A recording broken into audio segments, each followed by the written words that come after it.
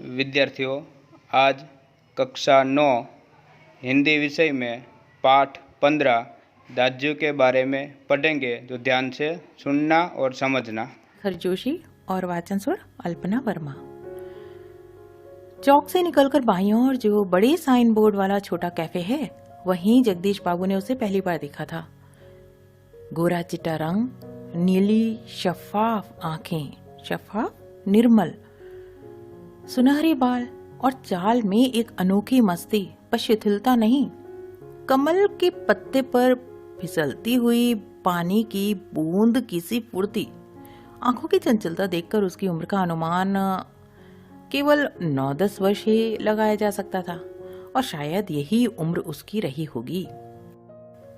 अधजली cigarette का लंबा कश खींचते हुए जब जगदीश बाबू ने कैफे में प्रवेश किया, तो वह एक मेज पर से प्लेटें उठा रहा था, और जब वे पास ही कोने की टेबल पर बैठे तो वह सामने था, मानो घंटों से उनकी उस स्थान पर आने वाले व्यक्ति की प्रतीक्षा कर रहा हो। वह बोला कुछ नहीं, हाँ, नम्रता प्रदर्शन के लिए थोड़ा झुका और मुस्कुराया भर था, पर उसके इस मौन में जैसे सारा मीनू यानी मेनू समाहित था। सिंगल चाय का ऑर्डर पाने पर वह एक बार पुनः मुस्कुरा कर चल दिया, और पलक मारते ही चाय हाजिर थी। मनुष्य की भावनाएं बड़ी विचित्र होती हैं। निर्जन एकांत स्थान में निस्संग होने पर भी कभी कभी आदमी एकाकी अनुभव नहीं करता। लगता है इस एकाकीपन में भी सब कुछ कितना निकट है, कितना अपना है। ऐसा हम सबके साथ बहुत बार होता है। जब हम अकेले किसी स्थान पर हैं और हमारे साथ कोई नहीं है, तब भी हम अकेला महसूस नहीं करते, क्योंकि हमारे अनुभव, हमारी यादें सब साथ होती हैं। हम उन्हीं में मग्न रहते हैं। और कभी कभी इससे उल्टा होता है कि बहुत लोग होते हैं, उसके बावजूद हम अपने आप को अकेला महसूस करते हैं। तो यही बात लेखक यहाँ कहना चाह रहे हैं। परंतु इसके विपरीत कभी कभी सैकड़ों नर नारियों के बीच जन रवमय वातावरण में रहकर भी सूनेपन की अनुभूति होती है। लगता है जो कुछ है वह पराया है, कितना अपनत्वहीन। पर यह अकारण नहीं होता। इस एकाकीपन की अनुभूति, इस अलगाव की जड़ें होती हैं बिछोह या विरक्ति की किसी कथा के मूल में। अब लेखक ये जो भीड़ में व्यक्ति अपने आप को अकेला महसूस करता है, इसका कारण बता रहे हैं। जगदीश बाबू दूर देश में आए हैं, अकेले हैं। चौक की चहल पहल, कैफे के शोरगुल में उन्हें लगता है कि सब कुछ अपनत्वहीन है, अर्थात वे अपने आप को बहुत अकेला महसूस कर रहे हैं। कोई अपना नहीं है आसपास। शायद कुछ दिनों रहकर अभ्यस्त हो जाने पर उन्हें वातावरण में अपनेपन की अनुभूति होने लगे, ऐसा लेखक का मानना है। ऐसा होता है ना, जब कभी हम नई जगह जाते हैं तो शुरू में हमें लगता है जैसे हम अकेले हैं, कोई जान पहचान का नहीं है, लेकिन जैसे जैसे जान पहचान बढ़ती है, हम उस स्थान के आदी हो जाते हैं, तो हमें अकेलापन महसूस नहीं होता। तो वे लेखक कह रहे हैं कि शायद उन्हें भी कुछ दिनों बाद अपनेपन की अनुभूति इस वातावरण में होने लगेगी। पर आज तो लगता है यह अपना नहीं, अपनेपन की सीमा से दूर, कितना दूर है। और उन्हें क्या क्या याद आने लगता है? उन्हें याद आता है अपने गांव पड़ोस के लोग, स्कूल कॉलेज के छोकरे, अपने निकट शहर के कैफे, होटल। इतने में एक आवाज आती है, चाय साहब। जगदीश बाबू ने राखदानी में एक सिगरेट छाड़ी। उन्हें लगा इन शब्दों की ध्वनि में वही कुछ है जिसकी रिक्तता उन्हें अनुभव हो रही है, और उन्होंने अपनी शंका का समाधान कर लिया। पूछा, क्या नाम है तुम्हारा? और उस लड़के ने जवाब दिया, मदन। अच्छा मदन, तुम कहाँ के रहने वाले हो? पहाड़ का हूँ बाबूजी। पहाड़ तो सैकड़ों हैं, आबू, दार्जिलिंग, मसूरी, शिमला, अल्मोड़ा। तुम्हारा गांव किस पहाड़ में है? इस बार शायद उसे पहाड़ और जिले का भेद मालूम हो गया। मुस्कुराकर बोला, अल्मोड़ा साहब, अल्मोड़ा। अल्मोड़ा में कौन सा गांव है? विशेष जानने की गरज से जगदीश बाबू ने पूछा। इस प्रश्न ने उसे संकोच में डाल दिया। शायद अपने गांव की निराली संज्ञा के कारण उसे संकोच हुआ था, यानी उसका गांव का नाम कुछ निराला सा होगा, इसलिए वह संकोच कर रहा है।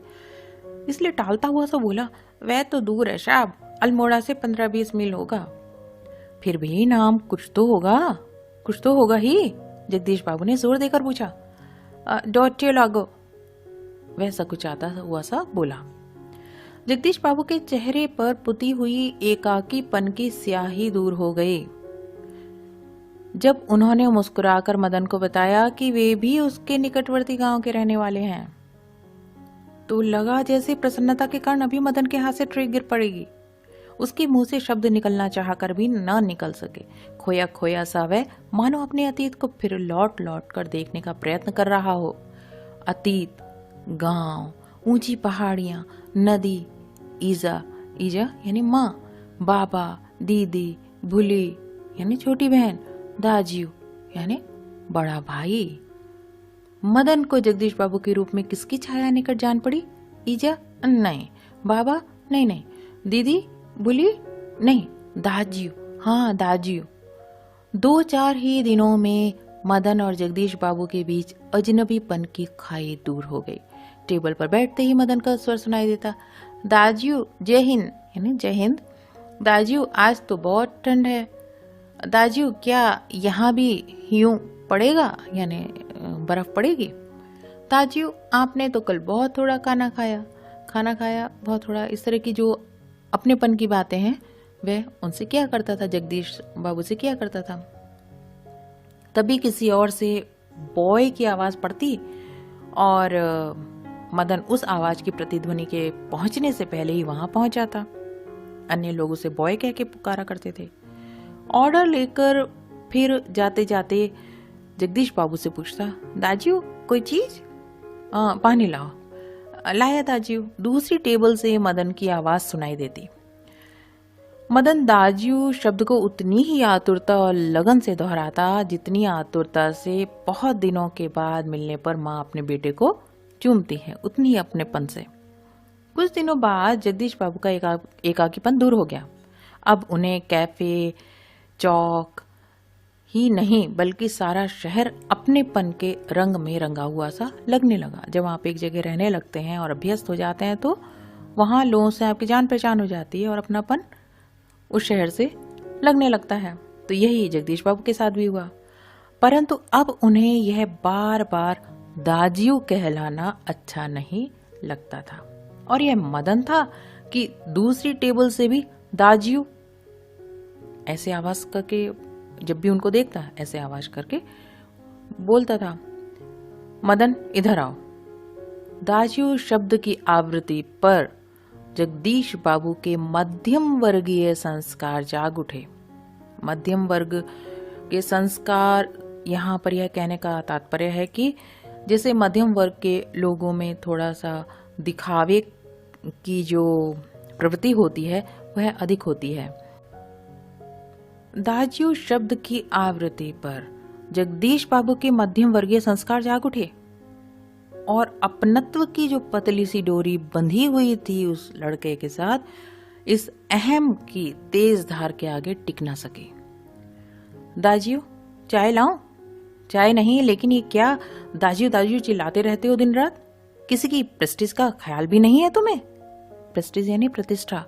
और ये बातें उन्होंने बहुत गुस्से में कही। जगदीश बाबू का मुंह क्रोध से तमतमा गया था। उन्हें शब्दों पर अधिकार ही नहीं रह सका।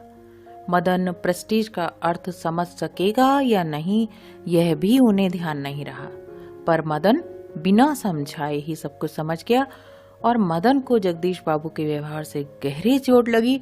मैनेजर से सिरदर्द का बहाना करके वह घुटनों में सर दे कोठरी में सिसकियां भर भर रोता रहा।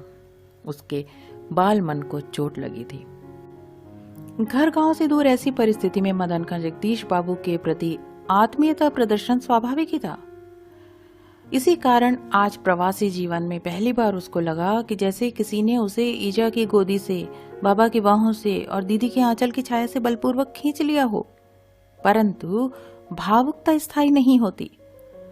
रो लेने पर अंतर की यानी मन की घुमड़ती वेदना को आंखों की राह बाहर निकाल लेने पर मनुष्य जो भी निश्चय करता है वे भावुक क्षणों की अपेक्षा अधिक विवेकपूर्ण होते हैं।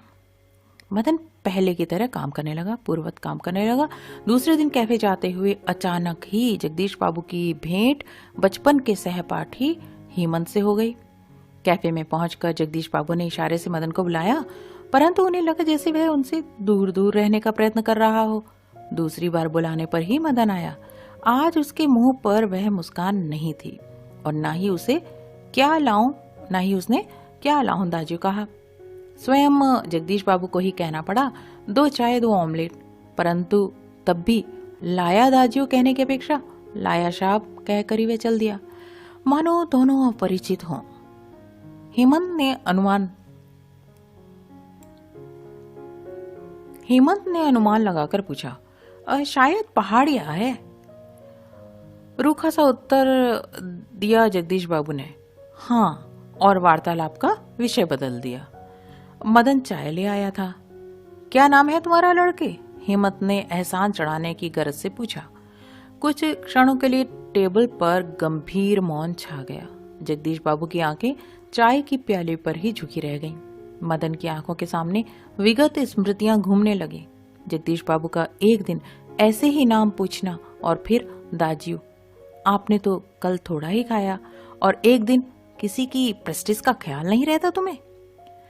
जगदीश बाबू ने आंखें उठाकर मदन की ओर देखा और उन्हें लगा जैसे अभी वह ज्वालामुखी सा फूट पड़ेगा। हेमंत ने आग्रह के स्वर में दोहराया, क्या नाम है तुम्हारा? उसने संक्षिप्त सा उत्तर दिया, बॉय कहते हैं साहब मुझे, और फिर वह मुड़ गया। आवेश में उसका चेहरा लाल होकर भी अधिक सुंदर हो गया था। तो यह थी कहानी दाजियो।